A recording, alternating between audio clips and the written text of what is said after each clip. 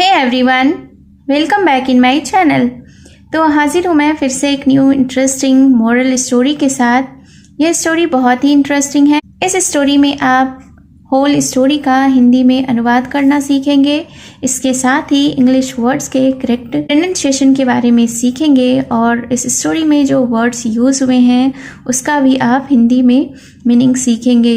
तो वीडियो के एंड तक बने रहिएगा क्योंकि इस स्टोरी में जो वर्ड्स यूज़ हुए हैं वो एडवांस लेवल के हैं और बहुत न्यू वर्ड्स आपको मिलेंगे। तो स्टोरी स्टार्ट करने से पहले अगर आप इस चैनल पर न्यू हैं, मेरी वीडियो को पहली बार देख रहे हैं तो मेरे चैनल को सब्सक्राइब ज़रूर करें और जो बेल का आइकन दिख रहा है उसे भी प्रेस कर दें ताकि मेरी आने वाली वीडियोस का नोटिफिकेशन आप तक पहुंच जाए।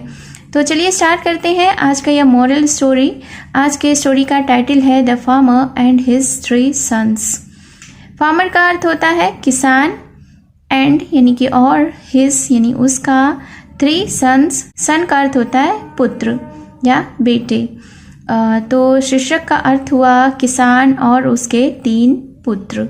सो let's begin the story. A long time ago there was a very hard working farmer named Frank. क्या मतलब हुआ इस सेंटेंस का?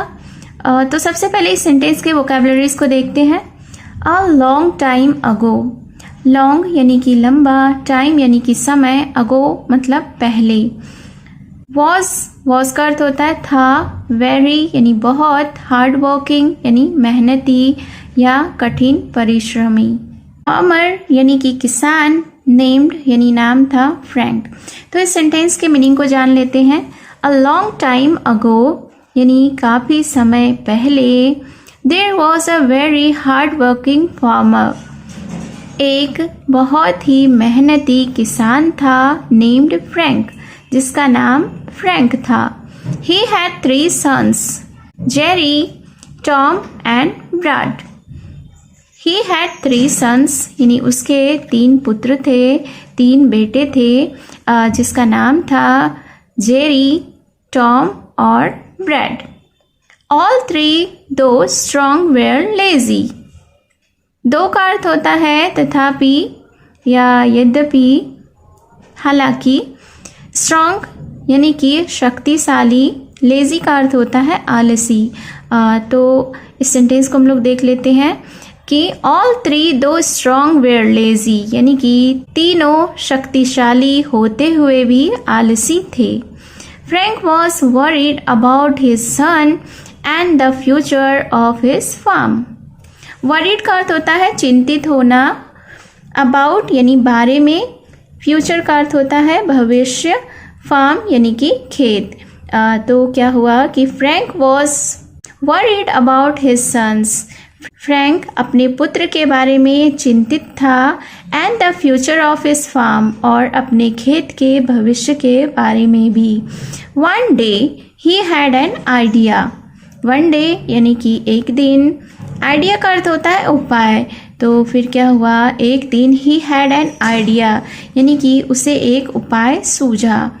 He called his sons and said, I have hidden a treasure in our farmland. Called का अर्थ होता है बुलाया, said यानी कि कहा, hidden का अर्थ होता है छिपा हुआ, treasure यानी कि खजाना, farmland यानी खेत, खेत की जमीन। तो फिर क्या हुआ, He called his sons, उसने अपने पुत्रों को बुलाया, एंड सेड और कहा, क्या कहा, I have hidden a treasure in our farmland, कि मैंने एक खजाना छुपाया है अपने खेत में, हमारे खेत में। Find it and share it along yourselves. Share का अर्थ होता है साझा करना, बांटना, अमॉन्ग योरसेल्व्स यानी आपस में। तो फिर क्या हुआ, उसने, किसान ने अपने पुत्रों से कहा कि मैंने अपने खेतों में खजाने को छुपाया है। Find it and share it among yourselves यानी कि इसे ढूंढो और आपस में बांट लो। तो द 3 sons वेयर ओवरजॉयड यानी कि तीनों पुत्र अधिक प्रसन्न थे। They went to the field and started searching, वे खेत गए और खोजना शुरू किया। वेंट यानी कि गए, स्टार्टेड सर्चिंग यानी खोजना शुरू किया। They dug each and every inch of the field. Dig यानी कि खोदना, dug यानी कि खोदा, every यानी कि प्रत्येक, field यानी कि खेत। तो फिर क्या हुआ? They dug each and every inch of the field. उन्होंने खेत के प्रत्येक इंच को खोदा। But they could not find anything. लेकिन उन्होंने कुछ भी नहीं पाया।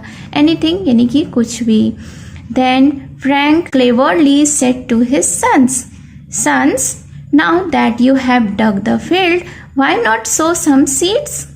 अब फिर क्या हुआ कि जब किसान के पुत्रों ने, फ्रैंक के पुत्रों ने खेत खोदने के बाद भी कुछ नहीं पाया, तो उसके बाद फ्रैंक ने cleverly said to his sons, यानी कि फ्रैंक ने बिल्कुल चालाकी से, चतुराई से अपने पुत्रों से कहा, क्या कहा? सन्स यानी बेटे, now that you have dug the field, अब जब तुमने खेत खोद लिया है, why not sow some seeds, तो क्यों ना कुछ बीज बो दो। So the sons sowed seeds in the land, और फिर क्या हुआ कि इसलिए बेटों ने बीजों को खेतों में बो दिया। Many days passed by and then the land was full of green plants. Many days यानी कि बहुत दिन, passed by यानी बीत गए, then का अर्थ होता है तब, full of green plants, full यानी कि भरा हुआ, ग्रीन प्लांट्स यानी हरे पौधे। तो फिर उसके बाद क्या हुआ कि मैनी डेज पास्ड बाई यानी कुछ दिन बीत गए, एंड देन और तब the land was full of green plants, और उस ज़मीन पर, वह ज़मीन जहाँ की किसान के पुत्रों ने बीज को बोया था, वह हरे पौधों से भरा हुआ था। The sons were delighted. Delighted यानी आनंदित, पुत्र बहुत ही आनंदित थे। Frank said, "Sons, this is the real treasure I wanted you to share." अब फ्रैंक ने कहा, क्या कहा?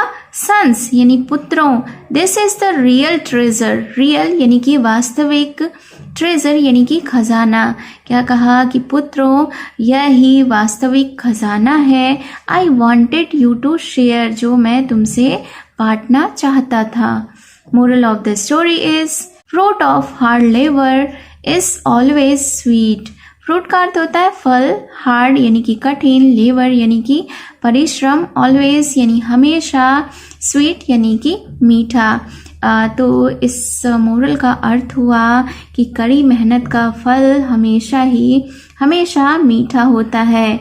इसका अर्थ यह है कि जब हम मेहनत करते हैं तो सफलता अवश्य मिलती है, और यह सफलता सुखद और संतोषजनक होती है। So it was the story. आपको यह स्टोरी कैसी लगी कमेंट में ज़रूर बताएं, और आपने इस स्टोरी में बहुत सारे न्यू वर्ड्स सीखे होंगे। और अगर आपको और भी इंटरेस्टिंग स्टोरी चाहिए तो मेरे चैनल पर जाकर आप वहां से चेकआउट कर सकते हैं, जहां पर थाउजेंड्स ऑफ वीडियोस अपलोडेड हैं शॉर्ट मोरल स्टोरीज़ की। तो वीडियो को वॉच करने के लिए thank you, care and bye bye.